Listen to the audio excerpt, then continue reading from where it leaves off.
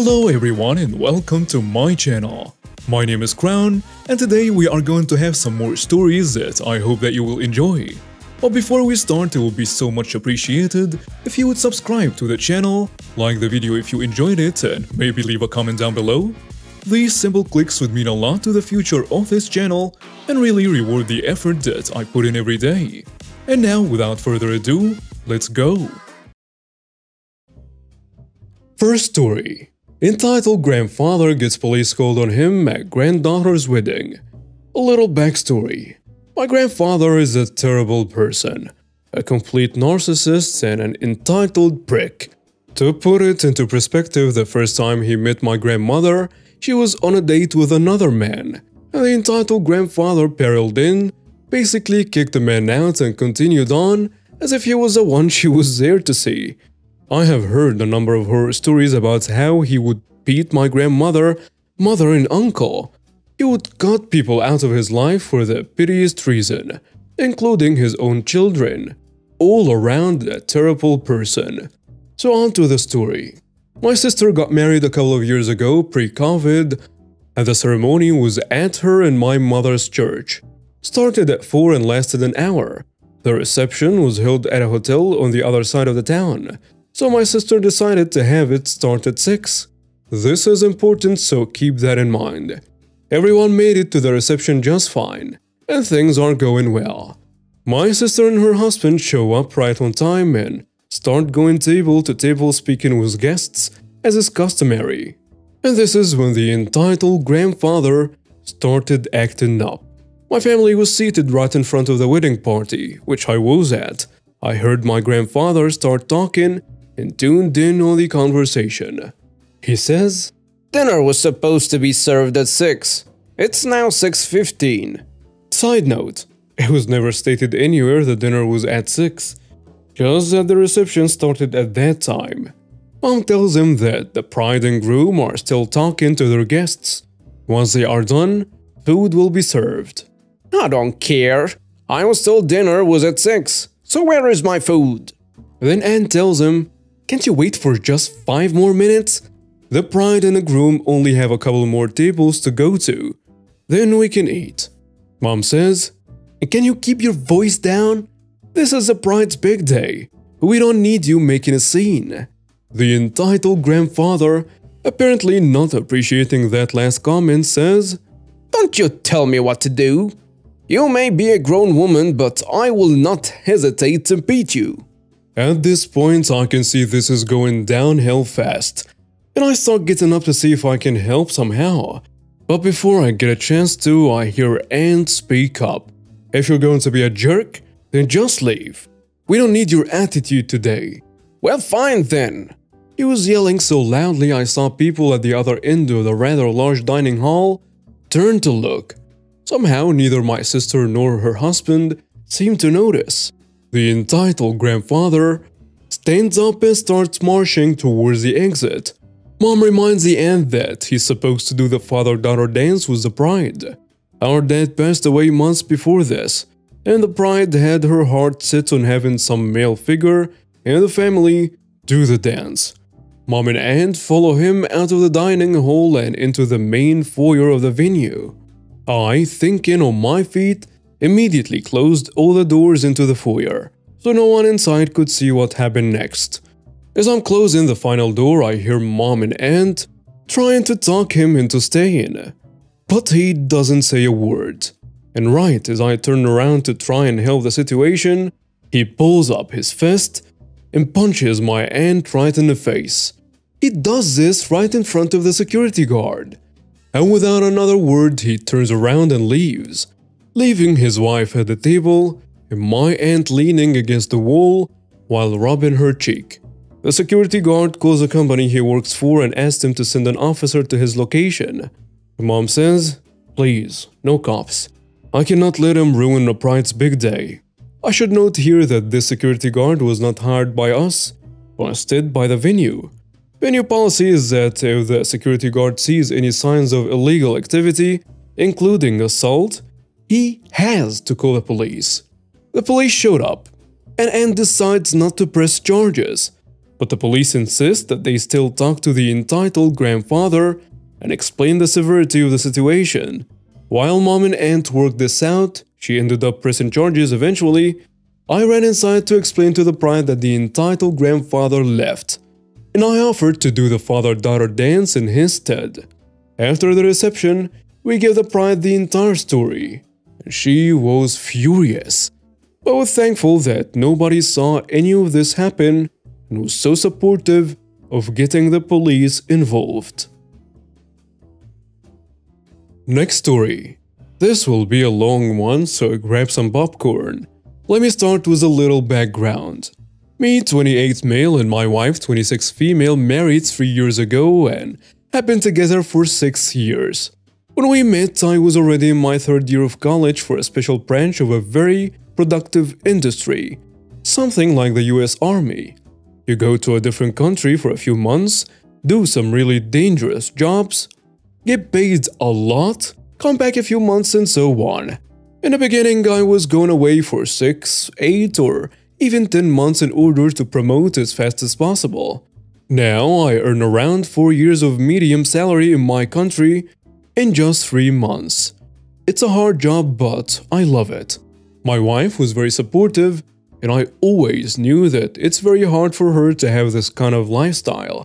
I always tried to spoil her and compensate for my time spent away from her with tons of gifts and trips to exotic places. 2 years ago, when I came back home after an extended contract, I had to stay almost 2 more months because all flights and borders got shut down during COVID but got 20% extra salary during this time. She told me she cannot take it anymore. She goes crazy alone at home and she has nothing to do. She lost her job during COVID and did not want to work again after that, which I fully support her because I wanted her to be happy and money was not a problem. I was petrified, and at first I believed she wanted to break up.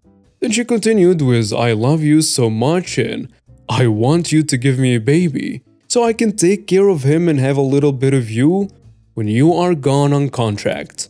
So we did get pregnant. I was the happiest man alive, and everything changed. I was a man now, I was a father, I was on top of the world. I was going with her to every doctor appointment, and during my time away, I was asking for echo sounds. The purse had no complications and everything went amazing. 1 month later, I went on another contract to make some money that should cover every need for our little baby. Halfway during this contract, I received a text from my wife that shattered my life. The text was short and simple, and I would never forget those 4 words that sent me into the deepest depression I had ever had. I want a divorce. I did not understand. I tried to call her to find out what happened and nothing. After a few days of talking back and forth, she said, "I want a divorce so I can be with the love of my life." I was already preparing my suitcase because I made a request to my company to send me back as an emergency. When I got home, she and the baby were gone. 2 weeks later, I was in court to settle the divorce. During this, I found out that she had a lover for well over 4 years and she plans to marry him as soon as the divorce is done. Now, the laws in my country are different, and I know that my first priority should be a really good lawyer. My wife had a really bad one, and she decided to speak by herself without the help of a lawyer most of the time. Her whole idea was I'm a woman and he's never home. Well, even if the law usually favors women in my country, cheating is considered to be a breach of contract, wedding contract. And she wanted to take full custody of our children in order for me to pay child support. I was not letting this happen. I spoke with my lawyer and an accountant, and it seems that I only had to pay child support from my base salary. My danger bonus is not included in child support because it is for my life risk and mine alone. And because the company pays less taxes on the danger bonuses, I have a lot of them. And my base salary is just around 10% of my income. When she found out that she would take almost nothing from child support, and I gave her the option of me taking full custody of the child with a no-contact rule, and I will never ask her for child support. She agreed in a second. Basically, she agreed to get out of our lives. We even changed the birth certificate of the child as me, the father, and a blank space for the mother. She gave up any kind of claim on the baby. During the trial, her lover was asked to come as a witness, and the idiot agreed. He's an AliExpress version of Andrew Tate, an alpha man who treats women badly, and this seems to get to her, and has a pretty good income.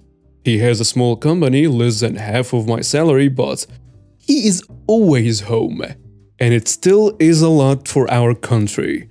Now, during the trial, he said they cheated behind my back for 3 years, and that the baby is his, and that she tricked me to make her a baby in order not to find out about her cheating.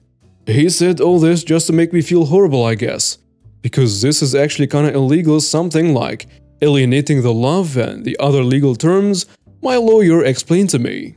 He basically said I knew they were married, but I decided to ruin the marriage. Now, at this point, the child situation was already done and an agreement was signed.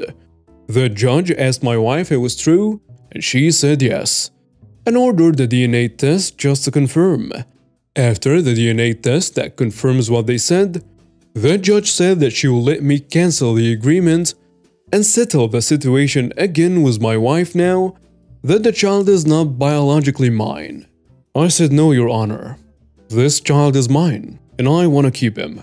The judge was stunned for a minute, but then she said, well, if the agreement is a valid contract and since you don't want to avoid it, then Mr. L, you are a father and no one can take that child away from you. In my country, it doesn't matter who's the biological parent. It matters who is a parent in a document. And since he knew he was a father from the beginning and did not come to the hospital to declare it, he automatically cancelled all his paternal claims. Now that the divorce is over, I got my baby, and my wife is out of my life.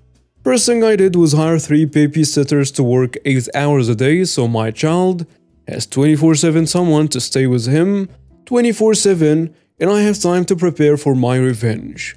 I started 2 separate companies with the help of an online assistant from India. You can hire them kinda cheap and they do whatever you need online.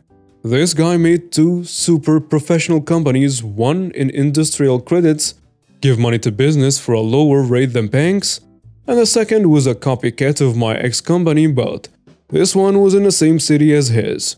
Both were made just for one client, my ex-wife lover. My assistant started sending tons of ads of my credit company to him. Emails, targeted Google/Facebook ads, and so on. I was sure that he knows that if he needs money, this is a place he can take a lot with low rates. Next, I made a lot of advertisement for the second company, but the company had only the machines and the rented space and only one worker, the cleaning lady. Every time someone calls for the company services, they immediately get declined because we are overbooked. My ex-lover, let's call him D, was one of them. Multiple times actually, and he goes mad every time he gets rejected because he sees how big the competition is. Now it was a time to give him the bait.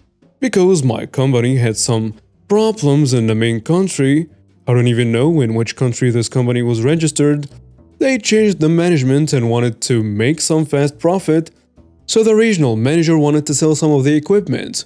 When he heard this, he started calling and sending emails to buy them out.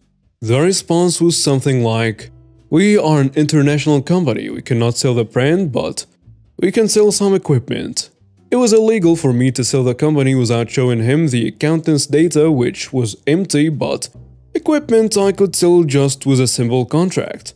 He wanted the competition out of his city, he did not need the equipment. So the manager gave him a deal. If you buy our equipment for, let's say, at 3 times the price, we can say in the contract that we will not make business again in this city. In just 2 hours, I received calls and emails on my first company for a credit for that equipment and blah blah. I knew he was out of money because he spent a lot on his future wedding with my ex-wife. I've sent him a contract. Based on our evaluation, the equipment is not worth that money, so He will need to give us a guarantee, his company, and he is not allowed to sell any equipment or part of his company until he pays everything back. And if he is behind in payment for 6 months straight, I get all of it. Also, in the contract I stated that the credit company will buy that equipment directly. Basically, I just gave myself my money, and I made sure every single word of the contract is legal and is a deal good enough for him to take it. Later that same day, he sent me the signed contract. Now normally he should be able to pay for everything, even if the clients he hoped he will get from this company leave-in are non-existent. He still should be able to pay if he gives me around 80% of his company income for the next 5 years. Fast forward a bit. On the day of their wedding, I go to give them an envelope. In my country, you give money in envelopes as a wedding gift. He starts to laugh at me and tell me to get out cause I am not invited and he doesn't need my money. I smiled and I told him to open it. He looked inside then. He was expecting to come to court next week. He laughed and asked what is this? And I told him see you in court. Enjoy your wedding night. Next time he came, I was suing him for child support. As I said, in my country, if you are aware that you have a child and refuse to go to the hospital to recognize him, you are no longer the father. But you are still forced to pay child support and is actually at an increased rate because you tried to dodge responsibility like running from a car accident scene. He did not want to pay. So he tried to say that he wants a child or co-custody, that he's a biological and blood and blah blah. This made me happy because I wanted to drag the trial as much as possible to drain him of all his money. But I couldn't after the judge saw all his declarations during the divorce trial. She ended the trial really fast and forced him to pay 40% of his and his company income from the time the child was born until he will finish college or I get married. And guess who did not manage to pay? And guess who is the new owner of his company? Now I don't work anymore, but I just run his company and spend almost all my time with my child. Update. A lot of people ask me about the child and the fact that I am not a bio father.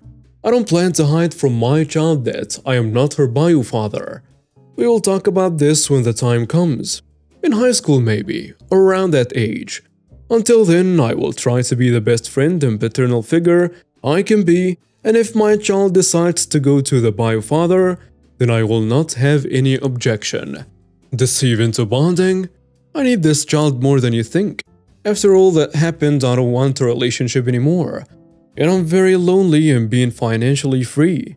I have no purpose in life anymore. And about the statistics, yes, statistics do not lie. And I did punish paternity fraud. But I did punish the idiot who did it, not the innocent child. I harass him every month if he is one day late on child support, and I have a lawyer on payday just to mess with him and scare him with another court call. I do not care about every man and blah blah. I take care of myself and my child, and other people are not my business. And now we have reached the end of today's stories. Thank you for watching and see you next time.